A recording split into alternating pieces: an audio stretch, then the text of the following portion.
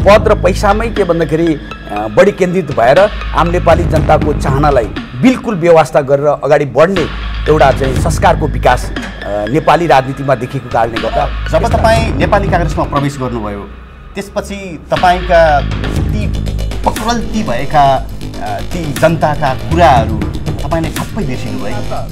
अहिले संसारमा कोही कम्युनिस्ट पनि छरा पनि छैनन्, कोही कम्युनिस्ट नेतृत्व पनि छैन, अहिले संसारमै कोही पनि छैन।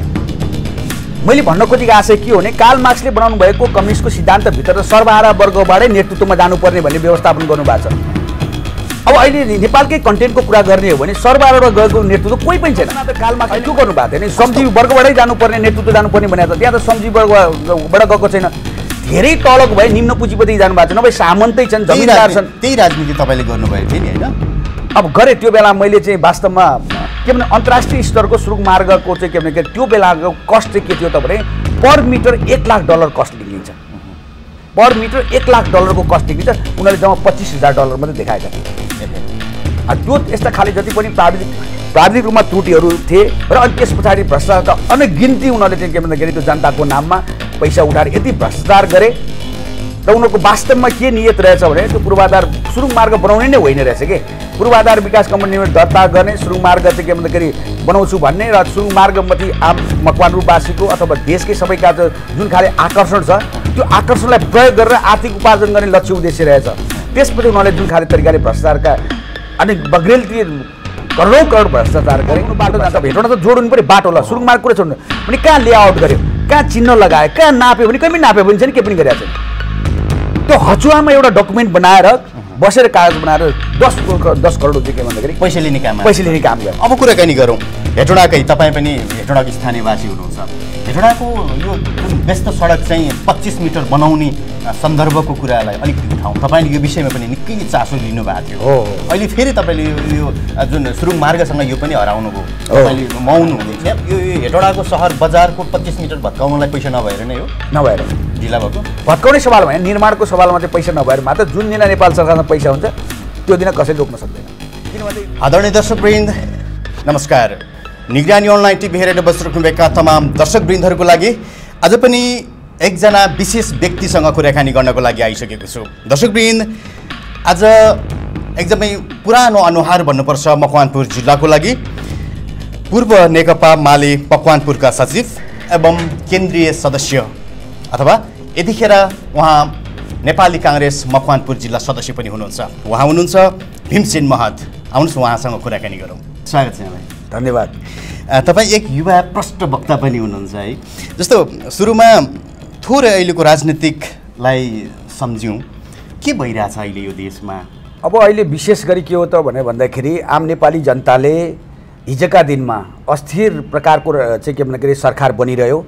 अब 5 वर्ष कार्यकाल पुरा गर्न सकेनन् र अनि बीचबीचमा सरकार परिवर्तनको कारणले गर्दाखेरि आम नेपाली जनताको एजेन्डालाई सम्बोधन हुन सकेन र राजनीतिक नेतृत्वले पनि त्यही नै भन्यो, हामीलाई थाई प्रकृतिको सरकार दियो भने तिमीहरूको विकास गर्छु, समृद्धि गर्छु र आम नेपाली जनताको हितमा काम गर्छु भनेर बारम्बार भनेको कारणले गर्दाखेरि आम नेपाली जनताले करिब करिब 2/3 बहुमतको बराबरको सरकार बन्ने मताधिकार दियो। तर दुःखद घटना यो देशको कि अहिले त्यसरी करिब 2/3 बहुमतको सरकार संसद विघटन गरेको अवस्था छ र यो वास्तवमा नेपाली जनताको लागि साह्रै दुःखद घटना हो। तर किन भइरहेछ यो खालको राजनीति नेपालमा किन चल्छ? अब विशेष गरी के हुन्छ भने वास्तवमा राजनीति भनेको देशलाई केन्द्रबिन्दुमा राखेर गरिनुपर्ने थियो र आम नेपाली जनतालाई केन्द्रबिन्दुमा राखेर गरिनुपर्ने थियो। तथापि पछिल्लो चरणमा यो देशको राजनीति चाहिँ देश र जनतालाई केन्द्रबिन्दुमा राख्ने होइन, आफू र आफ्नो पार्टीलाई मात्र राख्ने र विशेष गरी पद र पैसामै के भन्दाखेरि बढी केन्द्रित भएर आम नेपाली जनताको चाहनालाई बिल्कुल व्यवस्था गरेर अगाडि बढ्ने एउटा चाहिँ संस्कारको विकास नेपाली राजनीतिमा देखेको कारणले गर्दा यस्ता घटनाहरू हुँदै गएका छन्। कुनै बेला गिरिजा प्रसाद कोइराला र शेरबहादुर देउपाको पनि यही अवस्था भएको थियो। हामी अलि अगाडि सम्झिँदाखेरि अहिले नेकपाको यो यति ठुलो जम्बो टोली पनि यो सरकारमा रहँदै पनि जनतालाई चाहिँ एकदम विचल्ली बनाइरहेको अवस्था छ। यो बेला जनताले यी राजनीतिक दलहरूलाई के सोच्नुपर्छ? नेपाली जनताले त अहिले पछिल्लो चरणमा बडा निराशाको अवस्था छ। आम नेपाली जनता निराशामा छन्, राजनीतिप्रति उनीहरूको वितृष्णा बढ्दै गएको अवस्था देखिन्छ। तथापि फेरि पनि सत्य कुरा चाहिँ के हो त भने एउटा देशलाई सञ्चालन गर्न राजनीति पार्टी र राजनीति नेतृत्व बिना सम्भावना छैन। त्यस कारणले गर्दाखेरि पनि अब जनताले सही पहिचान गरेर साँच्चीकै कुन दल ठिक छ र त्यो कुन चाहिँ नेतृत्व ठिक छ भन्ने सवालमा चाहिँ बडा चाहिँ के भन्दाखेरि जाँच्नुपर्ने अवस्था आएको देखिन्छ। जस्तो तपाईँ पार्टीका नेता भन्दा पनि समाजसेवा जनताको प्रत्यक्ष समस्यालाई चाहिँ सरकारवालासम्म चाहिँ पुग्नमा चाहिँ एकदमै तपाईँ पहिल्यैदेखि त्यस्तो खालको तपाईँको कार्यकलापमा देखिन्थ्यो। जतिखेर तपाईँ चाहिँ नेकपा मालेमा हुनुहुन्थ्यो, नेकपा मालेका नेता हुनुहुन्थ्यो, केन्द्रीय सदस्य पनि हुनुहुन्थ्यो, जिल्ला पनि हाँकिराख्नु भएको थियो। तर जब तपाईँ नेपाली काङ्ग्रेसमा प्रवेश गर्नुभयो त्यसपछि तपाईँका ती बक्रल्ती भएका ती जनताका कुराहरू तपाईँले ठप्पै बिर्सिनु भयो नि। अब यस्तो छ वास्तवमा के भन्दाखेरि वास्तवमा राजनीति भनेको आखिर जुनसुकै आइडियोलोजीले पनि एउटा कम्युनिस्टलाई विश्वास गर्ने, कम्युनिस्टमा आस्था र विश्वास गर्नेले पनि कम्युनिस्ट पार्टीमा रहेर पनि उनीहरूको अन्तिम लक्ष्य उद्देश्य भनेको त्यही जनताको सेवा गर्नु, जनताका समस्याहरू, जनताका अप्ठ्याराहरू, जनताका दुःखहरू, जनताका जे यावत कुरा असमानता विभेद जे होला जनताका विषय जति छ त्यसलाई नै सम्बोधन गर्छु र आम नेपाली जनताको जीवनस्तर उकास्छु भनेरै नै के भन्दाखेरि एउटा कम्युनिजमप्रति आस्था र विश्वास हुनेले कम्युनिस्ट पार्टीमा लाग्ने हो र त्यसै गरी के भने प्रजातान्त्रिक शासन प्रणालीबाटै ती यावत कुराहरू जनताको चाहिँ के भने समस्या समाधान गर्न सक्छु भन्ने आस्था र विश्वास भएकोले प्रजातान्त्रिक चाहिँ विचार बोक्ने पार्टी जसरी नेपालको कन्टेन्टमा भन्ने हो भने नेपाली काङ्ग्रेस जस्तो पार्टीमा लाग्ने हो र हिजोका दिनमा जो मैले गरेँ आज पनि मेरो बुझाइ अन्यका कुरा मलाई थाहा भएन, तथापि मेरो आफ्ना कुरा के भने राजनीति भनेको सेवा हो, जनताको सेवा हो, पहिलो कुरा जान्नुपर्छ। यस अर्थमा त्यसलाई मैले हिजोका दिनमा त्यो सेवा गर्ने क्रममै अगाडि बढ्दा अलि सामाजिक जस्तो पनि देखियो होला हैन। र अर्को कुरा के हो त भने त्यो राजनीति मार्फत नै हो, यदि नत्र भने भीमसेन महतो एउटा व्यक्ति भएर बस्न सक्थ्यो, व्यक्तिले समाजमा त्यस्तो ठुलो परिवर्तन ल्याउन सक्दैन र एउटा संस्था, एउटा सङ्गठन, एउटा पार्टी नै चाहिँदो रहेछ। त्यस अर्थमा पनि मेरो राजनीति हो र अनि हिजोका दिनमा समाजमा देखेको जति पनि चाहिँ त्यस्ता भ्रष्टाचारका कुरा रहन्, त्यस्ता व्यथितिका कुरा रहन्, त्यस्तै असमानताका विषय रहन्, त्यो यावत कुरा मैले उठाउने गर्थेँ र यहाँ के भन्दाखेरि आम मकवानपुरवासीलाई पनि त्यो धेरै सूचना भएकै विषय हो। मैले सुरुङमार्गमा देखेका त्यस्ता भ्रष्टाचारका विषयहरू मैले उठान गरेँ। त्यस्तै गरी के भने सत्य कुरा के हो त भने जसरी 25 मिटर सडक विस्तारका सवालमा पनि यसलाई हामी फेरि कुराकानीलाई फेरि हामी गर्छौँ। अलिकति कुराकानी गरौँ। जतिखेर तपाईँ नेकपा मालेबाट काङ्ग्रेसमा प्रवेश गर्दै हुनुहुन्थ्यो, यो नेकपा र काङ्ग्रेस भनेको ठ्याक्क विपरीत ध्रुव पनि हो। कसरी तपाईँको सोच भयो कि कम्युनिस्टबाट तपाईँ यता चाहिँ काङ्ग्रेस हुनमा कसरी तपाईँ मोहित हुनुभयो? अब यस्तो रह्यो, अब के भने बच्चैदेखि म लामो समय करिब 25-30 वर्ष मैले कम्युनिस्टको नै राजनीति गरेको हुँ। अब सुरुवातको क्रममा जुन बेला म सानो स्कुले जीवन थिएँ, स्कुले जीवनको बेलामा त कम्युनिस्टको शासन आयो भने भोको कोही पर्नु पर्दैन, सबैले लाउन पाउँछन्, सबैले खान पाउँछन् भनेर चाहिँ हामीलाई सिकाइयो। ओहो त्यस्तो सबैले खान पाउने, सबैले लाउन पाउने, भोको कोही मर्नु नपर्ने भनेपछि त्यो जस्तो राम्रो शासन के होला त भनेर कम्युनिस्ट भइयो। त्यही क्रममा अगाडि बढ्ने क्रममा पनि जब कम्युनिस्टको सिद्धान्तहरू, नीतिहरू, विचारहरू सब अध्ययन गर्ने क्रममा पनि चाहिँ के भन्दाखेरि सन् 1848 मा कार्ल मार्क्सले कम्युनिस्टको सिद्धान्त प्रतिपादन गरेको देखिन्छ, इतिहासले त्यही भन्छ। अब त्यस पछाडि कार्ल मार्क्स संसारकै महान व्यक्तिमध्ये हुनुहुन्थ्यो, अहिले पनि उहाँप्रति मेरो आस्था र विश्वास त्यत्तिकै छ। तथापि कार्ल मार्क्सले त्यो बेलामा त्यो जर्मनमा, फ्रान्समा र त्यो बेलायतमा त्यो बेलाको वस्तुगत अवस्थालाई विश्लेषण गरेर त्यो बेलाको त्यहाँको अवस्थालाई विश्लेषण गरेर उहाँले के गर्नुभयो त एउटा विचार प्रतिपादन गर्नुभयो।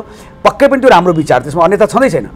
र अनि त्यस पछाडि चाहिँ के भयो त भनेर भन्दाखेरि अब त्यो विचारलाई अवलम्बन गरेर त्यस पछाडि लगत्तै के भन्दाखेरि रुसमा चाहिँ के भन्दाखेरि लेनिनले चाहिँ क्रान्ति गरेर चाहिँ कम्युनिस्ट शासन लिएर आउनुभयो। त्यस पछाडि करिब 28-29 देशमा चाहिँ यो संसारको देशमा चाहिँ कम्युनिस्ट विचारप्रति आस्था र विश्वास बढेर त्यो अनुसारको शासन प्रणाली 28 देशमा लागू भएको देखिन्छ। तर पछिल्लो क्रममा हेरियो भने जहाँ जहाँ कम्युनिस्टहरूले नेतृत्व गरेका छन् त्यहाँ निरङ्कुशता बढ्दै गएर त्यहाँका जनताले नै विद्रोह गरेर त्यो कम्युनिस्टलाई हटाएर त्यहाँ प्रजातन्त्र लिएर आएको देखिन्छ। र अहिले पछिल्लो चरणमा हेर्ने हो भने त 3-4 देशमा सायद अहिले संसारमा चाहिँ कम्युनिस्ट कन्ट्री होला, देश होला अहिले। भनेपछि तपाईँको आशय मैले बुझेँ कि तपाईँको कम्युनिस्ट तपाईँले तयारी बिनाको कम्युनिस्ट हुनुभयो त्यतिखेर हो? अब त्यो सानो उमेरमा नबुझिकन त्यो सानो उमेरमा त नबुझिकनै भएको हो।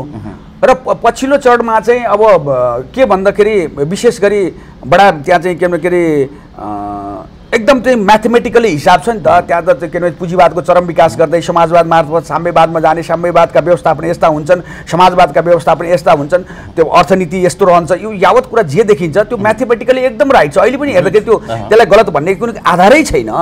तर पछिल्लो चरणमा यो विश्व परिवेशमा हेर्ने हो भने के भयो त भने जसरी यो विश्वको चाहिँ के इकोनोमिकली जसरी ग्रोथ जसरी बढ्दै गयो त्यो अब त्यो विचार चाहिँ करिब करिब अभाव सिद्ध भएको देखिन्छ। र एउटा म फेरि उदाहरण मैले जोड्नै मन लागिहाल्यो कि त्यो चीनमा हेरौँ न त, चीनमा हेऱ्यो भने पहिली चीन एकदमै गरिब मुलुक थियो, चाहिँ के भने कमरेड माओले चाहिँ के भने जनवादी क्रान्ति मार्फत चाहिँ के भने चीनलाई चाहिँ कम्युनिस्ट कन्ट्री बनाउनु भयो।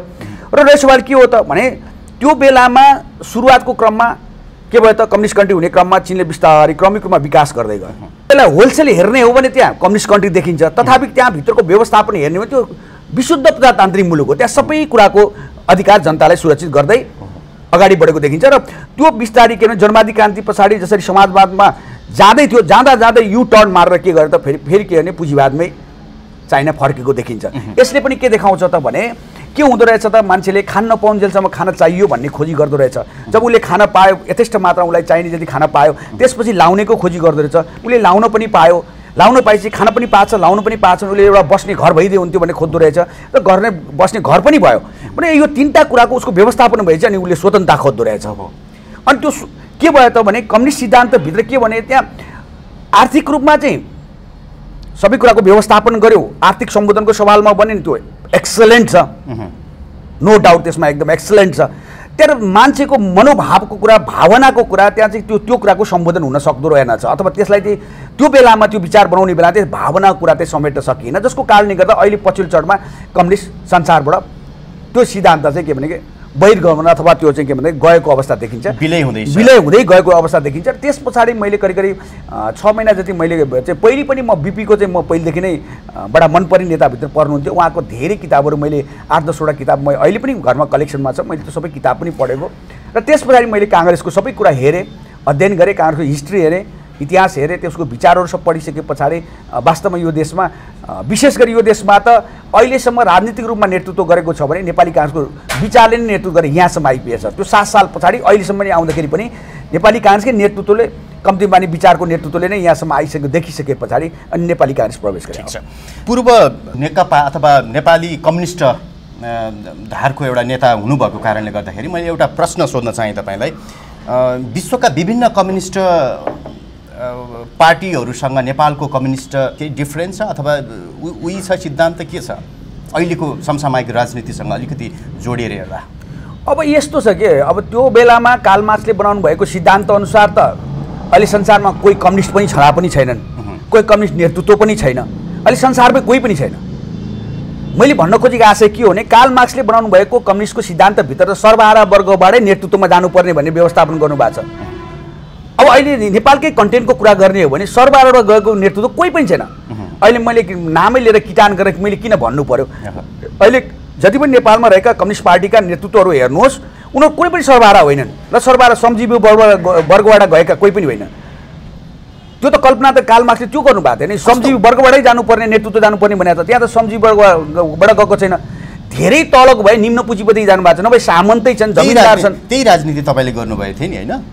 अब गरेँ त्यो बेला मैले चाहिँ वास्तवमा मैले अघि नै पनि यहाँकै चाहिँ प्रश्नको उत्तर दिने क्रममा नि भने मैले बच्चामा त्यो अर्थमा म कम्युनिस्ट भएँ, लामो समय म भ्रममै रहेछु वास्तवमा भने नि मैले साँच्चीकै कम्युनिस्टले चाहिँ कम्युनिस्ट आन्दोलनले कम्युनिस्ट पार्टीले साँच्चीकै दिन दुखी गरिब जनता त्यस्ता चाहिँ किसान मजदुरहरूको साँच्चीकै हित गर्छ भन्ने मेरो त्यो बेला विश्वास थियो।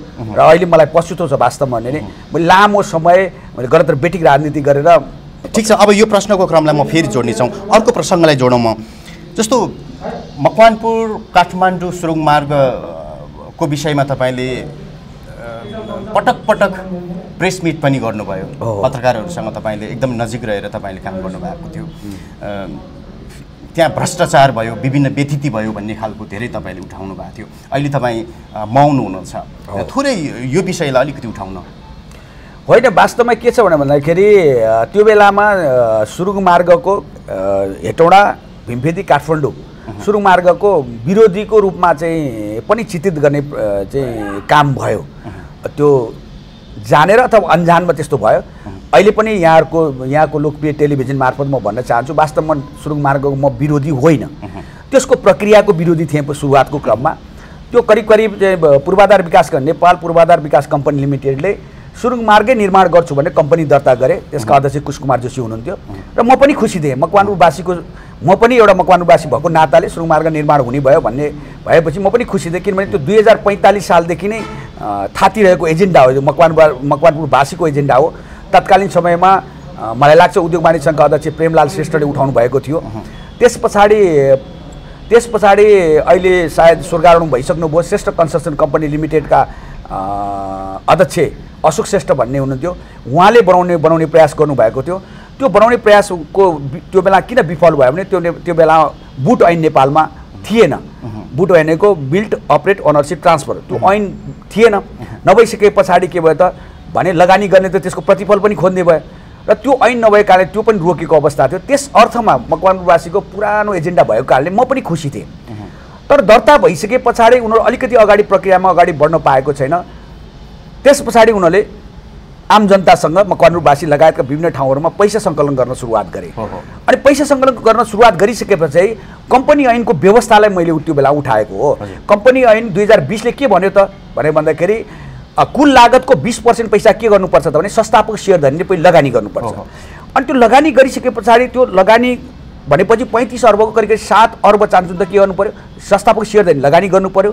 लगानी गरिसकेपछि नेपाल सरकारसँग के भन्दा अनुमति लिन पहिलो सुरुमा त्यो प्रोजेक्टको अनुमति लिनु पर्यो।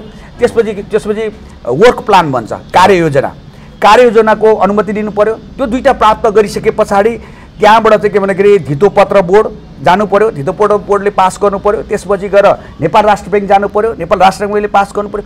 त्यस पछाडि मात्र के हुन्छ सेयर बापत पैसा उठाउनु पाइन्छ। अनि त्यो बेलामा मैले उठाएको विषय के हो त भने ए बाबा यत्रो 35 अर्बको प्रोजेक्ट छ हैन, त्यहाँमाथि पनि बुट ऐनलाई प्रयोग गरेर पहिलोचोटि अभ्यासमा गएको हो। त्यस कारणले गर्दाखेरि कम्तीमा नि अहिले नै यस्तो कानुनी त्रुटि गर्यो भने त भोलि नबन्न सक्छ। त्यस कारण यो कानुनी त्रुटि नगर, अहिले तिमीले पैसा उठाउनु पाउँदैनौ। तिमीले पहिले 7 अर्ब पैसा जम्मा गर, त्यसपछि गएर नेपाल सरकारसँग लिनुपर्ने अनुमति ल्याऊ, धितोपत्र बोर्ड जाऊ, राष्ट्र ब्याङ्कसँग अनुमति ल्याऊ, त्यस पछाडि मात्रै सेयर आह्वान गर्न पाउँछ, उठाउन पाइँदैन भनेर पहिलो उठाएको त्यो कानुनी प्रक्रियाका सम्बन्धमा उठाएको। अहिले के छ? अब अहिले त के भन्दाखेरि उनीहरूले के गरे त भन्दाखेरि त्यो उठाएको पहिले सामान्य भाउचरमा पैसा उठाएका थिए। पछि मैले सुनेअनुसार मसँग त्यो प्रमाण चाहिँ छैन, किनभने मैले त्यहाँ लगानी गरेको पनि थिइनँ। त्यस कारणले गर्दा उनीहरूले त्यसलाई नै संस्थापक सेयरधारीमा कन्भर्ट गरे भन्ने सुनेको छु मैले। त्यो चाहिँ अहिले मैले जोड्न त्यस पछाडि दोस्रो मैले उठाएको कुरा के हो त भन्दाखेरि त्यहाँबाट चाहिँ के भने उनीहरूको आर्थिक अनियमितताको विषयहरू थुप्रै मैले पाएँ। अनि त्यो आर्थिक अनियमितताका विषयहरू उठाएँ मैले। अनि त्यस पछाडि अझ तेस्रो पक्षमा गए प्राविधिक कुराहरू आयो। प्राविधिक कुरामा के हो त भने म त प्राविधिक मान्छे त होइन। नेपाल सरकारले नै 4 जना विज्ञको एउटा प्राविधिक टोली बनायो। त्यो प्राविधिक टोली बनाइसकेपछि प्राविधिक टोलीले अध्ययन गर्यो। अध्ययन गर्ने क्रममा 9 वटा भाइटल विषय जुन कुरा चाहिँ के भने नसुधारिकन त्यो चाहिँ बनाउन पाइँदैन भन्ने दिएको सुझाव छ। मलाई उहाँहरूको नाम अहिले याद भएन। अनि त्यो सुझाव अनुसार चाहिँ उसले के भन्दाखेरि अगाडि बढेन पूर्वाधार विकास कम्पनी लिमिटेड भने। अब त्यत्रो त्यो चाहिँ जसरी एकछिन मान्नु उनीहरू 100 मिटर कटिङ 100 मिटर फिलिङ भनेको छ। अहिले याद आयो मलाई 100 मिटर कटिङ 100 मिटर फिलिङ। एउटा पहाडलाई 100 मिटर कटिङ गरेर 100 मिटर फिलिङ भन्ने नै प्राविधिकमा हुँदो रहेछ। 100 मिटर फिलिङ भनेको 100 मिटरको हाइटसँग फिलिङ गरेर त्यो त के भन्छ दब छ, त्यो सम्भावना हुँदैन। त्यहाँ त्यो 100 मिटर कटिङ 100 मिटर फिलिङ भन्ने हुँदैन। अनि उनीहरूको के भने त्यो 3.75 भनेको करिब 4.5 किलोमिटर चाहिँ सुरुङ मार्ग हो। त्यो 4.5 किलोमिटरमा अक्सिजन हुँदैन, अक्सिजन कमी हुनेछ। त्यहाँ ब्याकअप चाहिँ के भन्दाखेरि उनीहरूको ब्याकअपको व्यवस्था थिएन। एकछिन मानु त्यो 4.5 किलोमिटरभित्र अब त दोहोरो रूपमा चाहिँ गाडी अथवा मान्छेहरूको चाहिँ आवजावत भइरहेको ठाउँमा केही गरी तपाईँको 5 मिनट चाहिँ के भने लाइन गइदियो भने त के हुने भयो त त्यहाँ त मान्छे मर्ने भयो। त्यस कारण त्यहाँ ब्याकअपको व्यवस्थापन हुनुपर्ने हुन्छ। त्यो ब्याकअपको व्यवस्था थिएन। 30 मिटर हाइटको त उनीहरूले पुल बनाउने थियो, 30 मिटरको पिल्लर। त्यो नेपाली प्राविधिक थिएन। त्यति मात्र होइन, फेरि त्यहाँमाथि के भने अन्तर्राष्ट्रिय स्तरको सुरुङ मार्गको चाहिँ के भने त्यो बेलाको कस्ट चाहिँ के थियो त भने पर मिटर $1,00,000 कस्ट निक्लिन्छ। पर मिटर $1,00,000 को कस्ट निक्लिन्छ। उनीहरूले जम्मा $25,000 मात्रै देखाएका थिए। त्यो यस्ता खाले जति पनि प्राविधिक रूपमा त्रुटिहरू थिए र अनि त्यस पछाडि भ्रष्टाचारका अनगिन्ती उनीहरूले चाहिँ के भन्दाखेरि त्यो जनताको नाममा पैसा उठाएर यति भ्रष्टाचार गरे र उनीहरूको वास्तवमा के नियत रहेछ भने त्यो पूर्वाधार सुरुङ मार्ग बनाउने नै होइन रहेछ के पूर्वाधार विकास कम्पनी लिमिटेड दर्ता गर्ने सुरुङ मार्ग चाहिँ के भन्दाखेरि बनाउँछु भन्ने र सुरुङ मार्गमाथि आम मकवानरुवासीको अथवा देशकै सबैका जुन खाले आकर्षण छ त्यो आकर्षणलाई प्रयोग गरेर आर्थिक उपार्जन गर्ने लक्ष्य उद्देश्य रहेछ त्यसपछि उनीहरूले जुन खाले तरिकाले भ्रष्टाचारका अनेक बग्रेलती करोडौँ करोड भ्रष्टाचार गरे त्यो भ्रष्टाचारको विरुद्धमा मैले चाहिँ आवाज उठाएँ र त्यो बेलामा उठाएका विषयहरू पछि अहिले पछिल्लो चरणमा आएपछि प्रमाणितै भएको छ सर्वसाधारणहरूको पैसा त फेरि रिटर्न हुन सकेन अझै पनि त्यो के भयो अब त्यो के भइराखेको छ के छ यहाँलाई जानकारी अब त्यो चाहिँ के भन्दाखेरि मैले पनि व्यक्तिगत रूपमा पनि यहाँ केही साथीहरूलाई मैले सल्लाह गरेर ल कम्तीमा नि सङ्गठित रूपमा अब एक्लो चाहिँ गएर हुँदैन सङ्गठित रूपमा जाउँ एउटा समिति बनाऊँ भन्ने सवालमा मैले कुरा गरिरहेको छु पनि तथापि त्यस्ता साथीहरू मेरो सम्पर्कमा आएका छैनन् मेरो भनाइ त्यही नै छ अहिले फेरि एउटा कुरा गजब भने योभन्दा अगाडि पनि यस्तै तपाईँहरू जस्तै लोकप्रिय चाहिँ सञ्चार माध्यम मार्फत मैले भनेको थिएँ अहिले प्रदेश सरकार चाहिँ सुरुङ मार्ग बनाउँछु भनेर अगाडि बढेको अवस्था देखिन्छ पहिलो कुरा प्रदेश सरकारले सुरुङ मार्ग बनाउनुभन्दा अगाडि के हो त भने त्यही सुरुङ मार्ग बनाउँछु भनेर पूर्वाधार विकास कम्पनी लिमिटेड स्थापना भएको छ र अहिले पनि त्यो कायम छ त्यो खारेज भएको छैन पहिलो कुरा फेरि लोकेसन पनि त्यही स्थान पनि त्यही ठाउँ पनि त्यही प्रोजेक्ट पनि एउटै हो त्यसकारण पहिले के गर्नुपर्छ त्यो खारेज गर्नुपर्छ यो प्रदेश सरकारले सङ्घ सरकारसँग चाहिँ के भन्दाखेरि अनुरोध गरेर अथवा आफ्नो एप्रोच पुऱ्याएर त्यो खारेज गर्नु पर्यो दोस्रो कुरा कम्तीमा नि त्यो जनताको डुबेको पैसाको त्यो फिर्ताको ग्यारेन्टी गरिदिनु पर्यो अनि तेस्रो अनि मात्र किनकि सुरुङ मार्ग चाहिँ बनाउनेतर्फ अगाडि बढ्नुपर्ने हो र बढ्नुपर्छ भनेर मैले आवाज उठाएको थिएँ तर अहिलेको प्रदेश सरकारले पनि त्यो गरेको देखिँदैन न त खारेज गरेको देखिन्छ न जनता अहिले तपाईँले के गरिराख्नु भएको छ के गरिराख्नु भएको छ यो विषयमा कतिको कहाँ के देखिराख्नु भएको छ होइन अहिले त के छ भनेर भन्दाखेरि म त्यसै लागेको अवस्था चाहिँ छैन के हुन्छ जति बेला तपाईँ नेकपा मालेको नेता हुनुहुन्थ्यो त्यतिखेर त्यस्तो भ्रष्टाचारीहरू अनियमितताहरू धेरै देखिनु भएको थियो नि त तर यतिखेर चाहिँ तपाईँको जब नेपाली काङ्ग्रेसमा प्रवेश गर्नुभयो त्यसपछि त तपाईँले देख्नै छोड्नु भयो कि हेर्नै चाहनु भएन कि त्यस्तो खालको नेपाली काङ्ग्रेसमा चाहिँ के पाउनुभयो त्यस्तो ए होइन त्यो सवालमा त यस्तो हुन गएको हो अब त्यो बेलामा नेकपा मालेको केन्द्रीय सदस्य र त्यो जिल्लाको सचिव पनि थिए यसको सचिव भनेको जिल्लाको प्रमुख पनि थिए अनि त्यस अर्थमा के हो त भने पार्टीका साथीहरूसँग सल्लाह गरिन्थ्यो आफ्नो चाहिँ के भन्दाखेरि विचार राखिन्थ्यो त्यो अनि सिङ्गो पार्टी जिल्ला पार्टी नै के भन्दा त्यो कुरा सहमत गरेपछि त्यो विषय उठान गरेर अगाडि बढ्न मिल्थ्यो तर अहिले म नेपाली काङ्ग्रेस प्रवेश गरिसके पछाडि म अहिले जिल्ला सदस्य मात्र हुँ अनि त्यस कारणले गर्दा के हुन्छ त भने मैले आफ्नो विचार राखेर भन्दा पनि कम्ती पार्टीको लाइन पार्टीको विचारलाई पनि मैले आधार बनाउनु पर्ने हुन्छ र अनि त्यस कारणले गर्दाखेरि मलाई अहिले चाहिँ त्यस्ता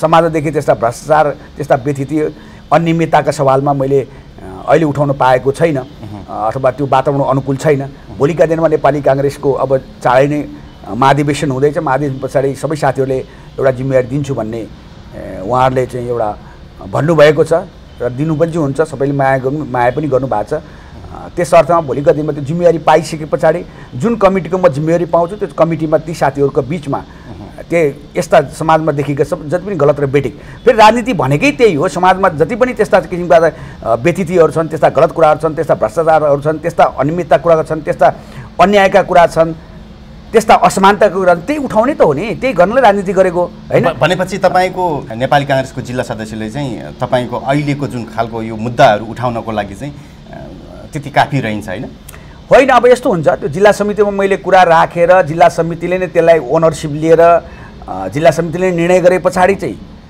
उठाउन पाइयो होइन तर नत्र भने त एउटा व्यक्ति भीमसेन महतले मात्रै उठाएर हिँड्न चाहिँ अलि अप्ठ्यारै छ त्यस कारणले गर्दा मैले त्यसरी जिल्लामा त्यस्ता कुरा राखेको अवस्था पनि छैन र मैले चाहिँ के भन्दाखेरि अब 4-5 महिनाको कुरा 4 महिना महाधिवेशन भइहाल्छ भइसकेपछि एउटा चाहिँ कम्तीमा एउटा कमिटी एउटा चाहिँ मलाई पनि एउटा जिम्मेवारी सबै साथीहरूले दिन्छु भनेका छन् दिन्छन् भन्ने मलाई विश्वास पनि छ जुन कुराको अन्त्यमा तपाईँ के भन्न चाहनुहुन्छ जस्तो त्यो सुरुङ मार्गको विषयमा अहिले के देखिराख्नु भएको छ अब के गर्नुपर्छ होला जस्तो लाग्छ तपाईँले पहिलेदेखि स्टडी गरिराख्नु भएको कारणले गर्दाखेरि होइन अहिले त के हो त भने पहिलो कुरा के भने सरकार भनेको जनताको अभिभावक हो बाउ हो आमा हो हजुरबा जे भने पनि उनीहरू हो अनि त्यो अभिभावकले जनताको पीर मर्काहरू बुझ्नु पर्दैन समस्या बुझ्नु पर्दैन अहिले प्रदेश सरकार पनि त अभिभावक होइन यो प्रदेशको अनि त्यो जनताको पैसा फिर्ता दिने पहलतिर गरिदिनु पर्दैन उसले सङ्घबाट गर्नुपर्ने अथवा कहाँ गएर गर्नुपर्ने मुख्यमन्त्रीले गर्नु पर्दैन अगाडि बढ्नु पर्दैन सुरुङ मार्ग बनाउँछु भनेर चाहिँ अगाडि बढ्ने क्रममा त गरिदिनु पऱ्यो नि गर्नु परेन तर खोइ त गरेको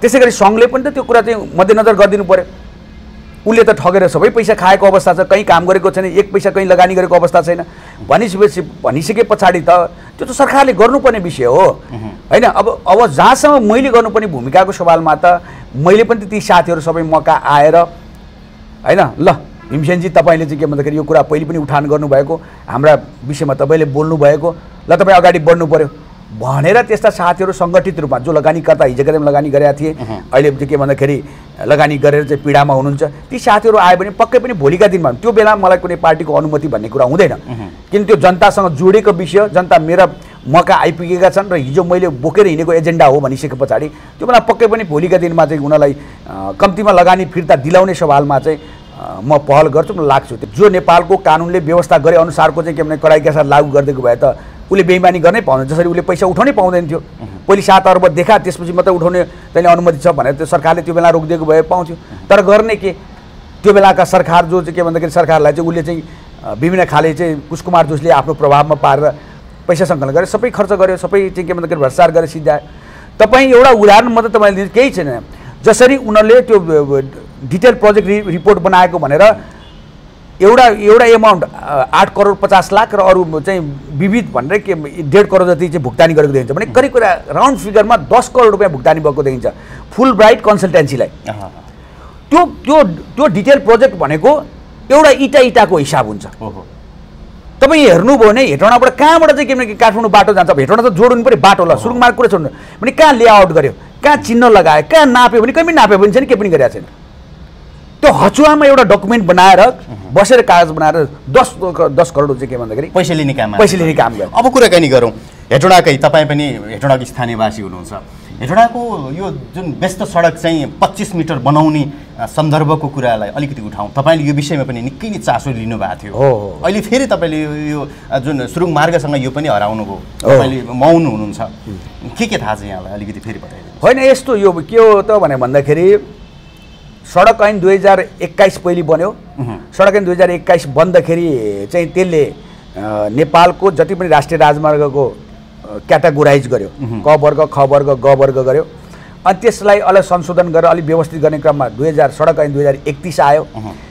त्यो 21 मा अनि क वर्गको सडक चाहिँ 25 सडकको केन्द्रबिन्दुबाट दायाँ 25 बायाँ 25 गज हुनेछ भनेर उल्लेख गरेको थियो।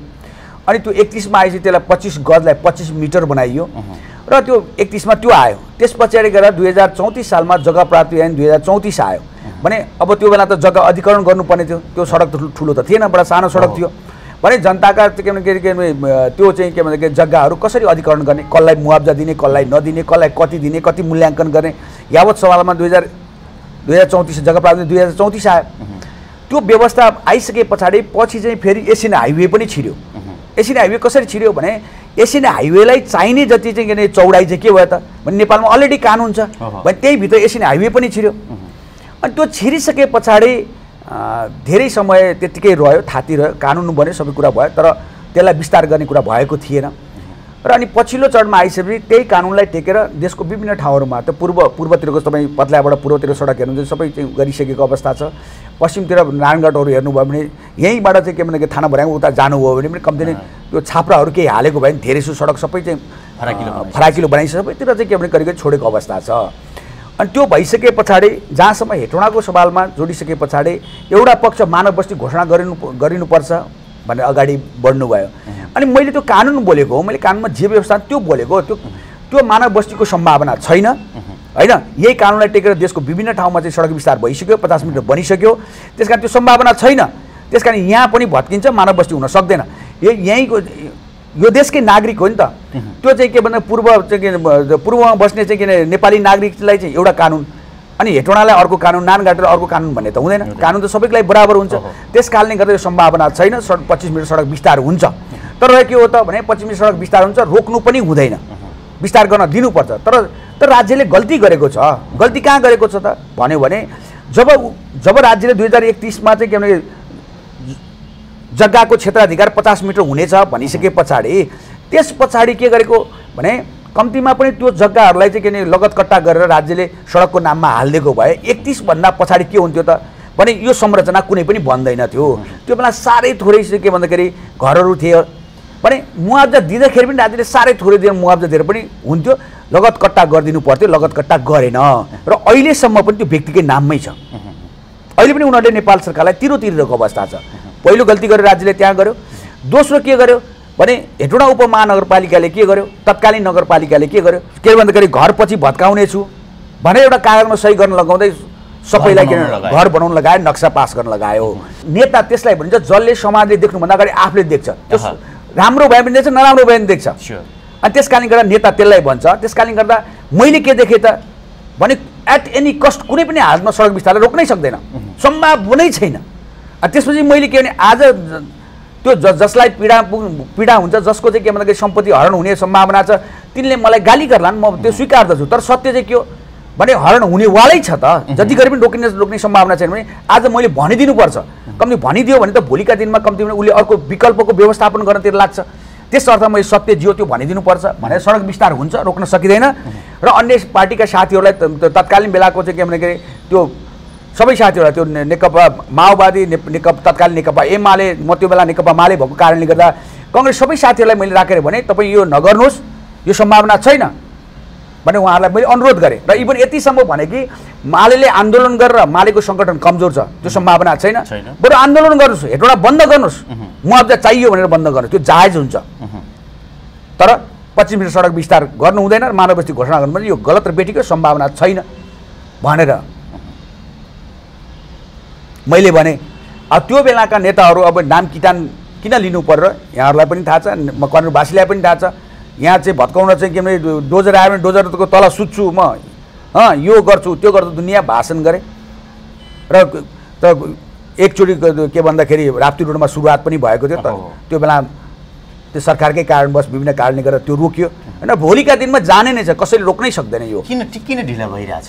यो त पहिल्यैदेखि चाहिँ यो अभियान सुरु भएको हो, तर अझैसम्म पनि काठमाडौँमा त त्यत्रो फराकिलो बनिसकेको छ भने हेटौँडा जस्तो सानो सहरमा किन यति गाह्रो भयो? यस्तो भएको यो नेपाल सरकार पैसा नभएर मात्र हो। नेपाल सरकारसँग एडिबीले 20 अर्ब पैसा दियो, पैसा दिन पाएको छैन। त्यसको केही समयपछि विधि र प्रक्रिया पुरा गरेर बुटोलबाट के अरे नारायणगढबाट बुटोलको 50 मिटरलाई टेन्डर कल गरेर निर्माण गरेपछि यो हेटौँडाको सहर बजारको 25 मिटर भत्काउनलाई पैसा नभएर नै हो? नभएर ढिला भएको भत्काउने सवाल होइन, निर्माणको सवालमा चाहिँ पैसा नभएर मात्र जुन दिन नेपाल सरकारमा पैसा हुन्छ त्यो दिन कसैले रोक्न सक्दैन।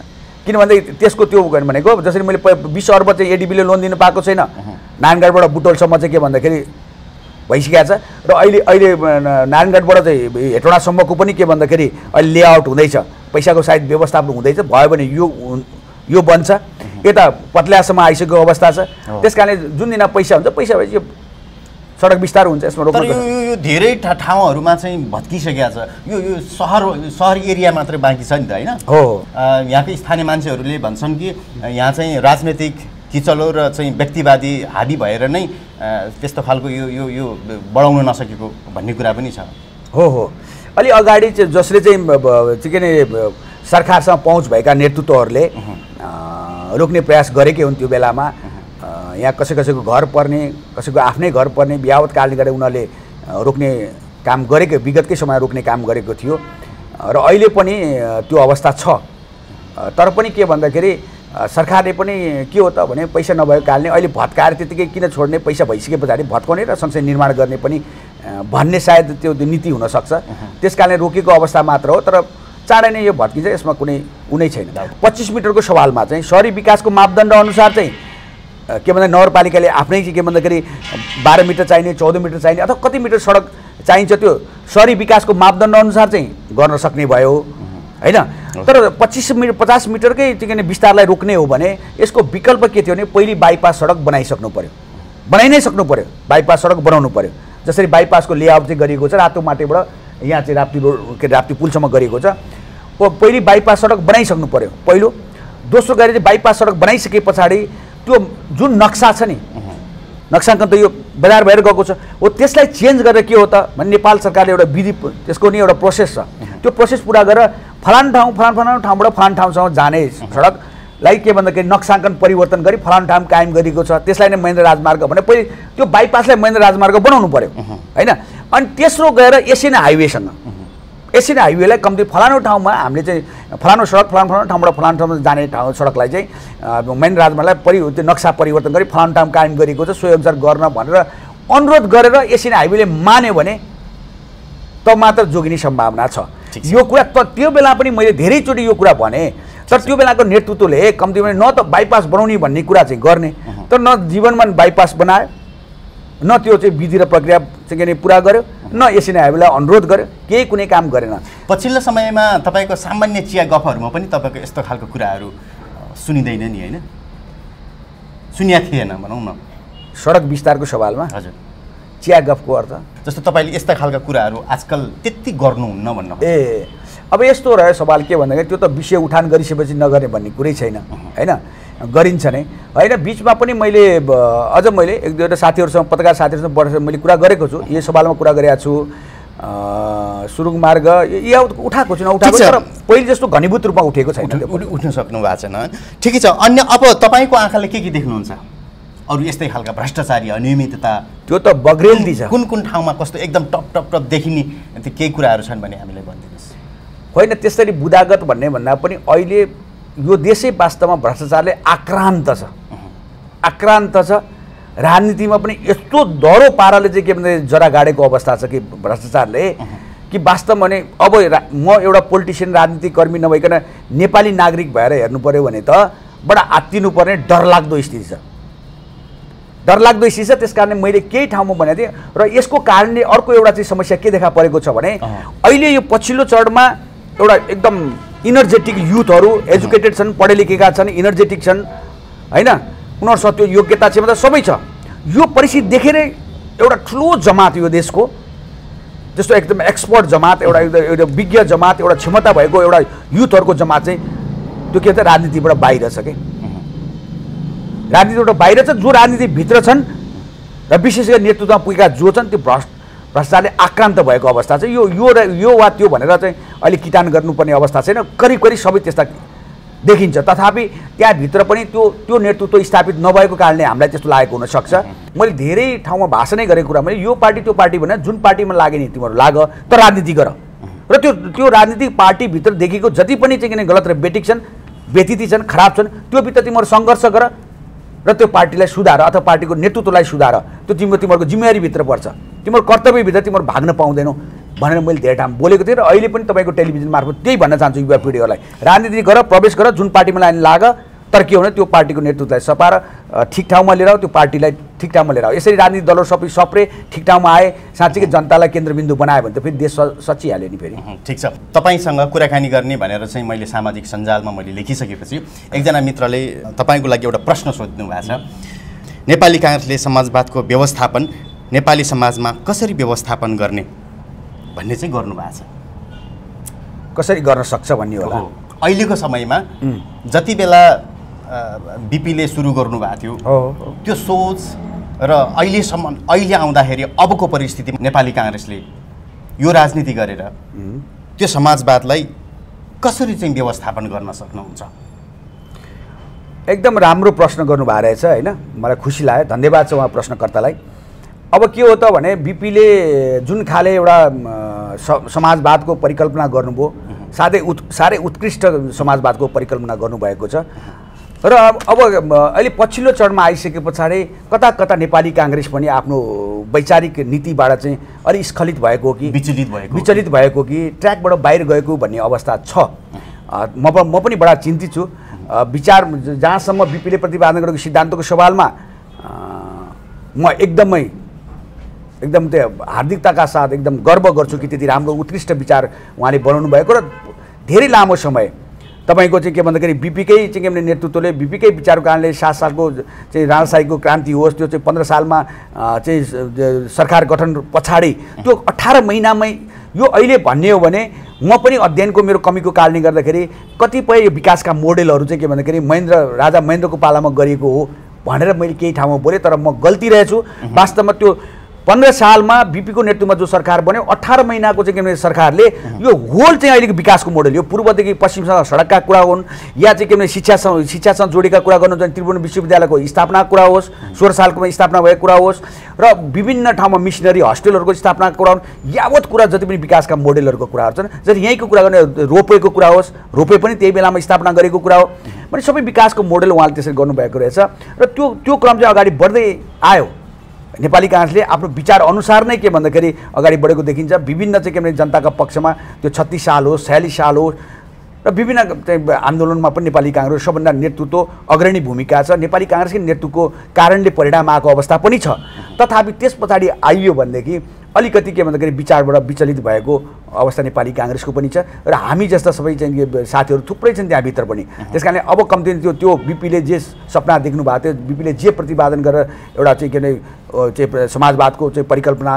गर्नुभएको थियो त्यसलाई पुरा गर्नुपर्छ त्यो अनुसार विचार अनुसारको पार्टी लिएर जानुपर्छ भनेर त्यही पार्टीभित्र पनि हामी अहिले लडिरहेको अवस्था छ र त्यो ठुलो जमात छ नेपाली काङ्ग्रेसभित्र भोलिको दिनमा त्यो अहिले स्थापनामा त्यो चाहिँ नेतृत्वमा पुगेको अवस्था नहोला र जसरी त्यो विचारसँग हाम्रो प्रश्नकर्ता साथीको साह्रै चाहिँ राम्रो चाहिँ के भन्दाखेरि प्रश्न छ त्यही सवालमा चाहिँ घनीभूत रूपमा नेपाली काङ्ग्रेसभित्र बहस र छलफल चलिरहेको अवस्था हामी जस्तो युवा पिँढी साथीहरू थुप्रै छन् त्यसमा त्यस कारणले कम्तीमा नि विचार अनुसारकै पार्टी बनाउनु पऱ्यो त्यो अनुसार अगाडि बढ्नु पऱ्यो र अहिलेको नेतृत्व कम्तीमा त्यो विचार अनुसार अगाडि बढेको छैन भन्ने चाहिँ सहमत साथीहरू छन् भनेपछि दोस्रो तेस्रो पुस्ता मात्रै हुनसक्छ तर के त्यसो होइन अहिले के नेतृत्वमै पनि छन् जो अहिले छायामा छन् जो अगाडि देखिएको अवस्था छैन जो हाम्रो विचारसँग उहाँहरू पनि सहमत हुनुहुन्छ र भोलिका दिनमा उहाँहरू चाहिँ के नेतृत्वमा स्थापित हुनुभयो भने बीपीको विचारअनुसार नै नेपाली काङ्ग्रेस अगाडि बढ्छ र त्यो अनुसारको समाजवाद यो देशमा ल्याउन सकिन्छ त्यो कुरामा म ढुक्क छु। हस्, अन्त्यमा मैले सोध्न भुलेका केही प्रश्नहरू तपाईँलाई लाग्छ भने केही भनिदिनुहोस्। त्यस्तो केही छैन समग्र चाहिँ के भने मलाई पनि बडा व्यक्तित्व रूपमा म एउटा नागरिकको नाताले बडा पीडा छ दुःख छ कि कम्तीमा नि नेपालको हिस्ट्री हेर्ने हो भने संसारकै सबभन्दा चाहिँ पुरानो देशहरूमध्ये नेपाल पर्छ किनभने लिखित इतिहासै 3300 वर्षको छ अलिकति इतिहास करिब 4000 वर्षको इतिहास बोकेको छ र संसारकै थोरै देशहरूमध्ये 5-7वटा देशहरूमध्ये नेपाल पर्छ जहाँ कसैले कहिले पनि शासन गरेन त्यति स्वतन्त्र स्थापना कालदेखि स्वतन्त्र रहेको देश नेपाल वीर पुर्खाहरूको देश नेपाल यदि चाहिँ के भन्दाखेरि प्राकृतिक स्रोत साधनले भन्यो 10-10वटा चाहिँ के भन्दाखेरि सबभन्दा संसारकै उच्च हिमालहरूमध्ये 8वटा हिमाल भएको देश नेपाल पानीको स्रोत साधन पानीको नै अथाह स्रोत भएको नेपाल होइन अध्यात्मिक धर्म मान्ने अध्यात्मतिर चासो हुनेको लागि ऋषिहरूको देश नेपाल यज्ञ देश नेपाल तपोभूमि नेपाल यो यावत कुरा नेपालको हुँदाहुँदै पनि राजनीति सही बाटोमा नगएको कारणले गर्दाखेरि राजनीतिले सही ट्र्याक समात्न नसकेको कारणले गर्दाखेरि देश अहिले बडा यो अवस्थामा आइपुगेको छ।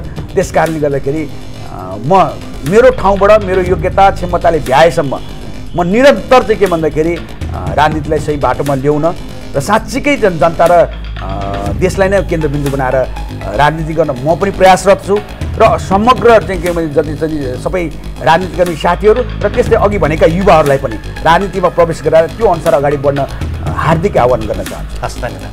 धन्यवाद।